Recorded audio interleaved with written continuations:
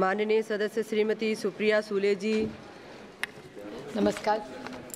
मैं आपकी आभारी हूँ कि आपने मुझे आज वक्त दिया। मेरे निर्वाचन क्षेत्र बारामती लोकसभा में पूना का बहुत शहरी एरिया आता है आणि पुणे, सातारा आणि कोल्हापूर या संपूर्ण भागामध्ये प्रचंड पाऊस आणि अतिवृष्टी झाली आणि काल रात्री प्रशासनाच्या माध्यमातून पाणी धरणातून सोडण्यात आलं। तर माझी एवढीच विनंती आहे की पाऊस झाला ते कुणाच्याच हातात नसतं, पण पाऊस पडल्यानंतर सरकारने पाणी सोडायच्या आधी नागरिकांना काहीतरी कळवायला तरी पाहिजे होतं, भोंगा तरी वाजवला, काहीतरी अलर्ट करायला पाहिजे होतं। आणि त्याचबरोबर जेव्हा सरकारला माहिती होतं ऑरेंज किंवा रेड अलर्ट आहे तेव्हा पुण्याच्या नागरिकांना आधी का नाही सांगण्यात आलं? कारण का आज संपूर्ण वारजे, सिंहगड रोड, पुण्याचा अनेक भाग, पिंपरी चिंचवड असेल किंवा पुणे शहर असेल, त्याच्यात अनेक घरं, शाळा, कॉलेज सगळे पाण्याखाली आलेत, लोक प्रचंड अडचणीत आलेत। माझी केंद्र सरकारला विनंती राहील की NDRFच्या माध्यमातून यांनीही महाराष्ट्र सरकारला पॅकेजची आणि सहकार्याची मदत करावी। पुणे प्रचंड अडचणीत आज आहे आणि फक्त पुण्याचा भाग नाही,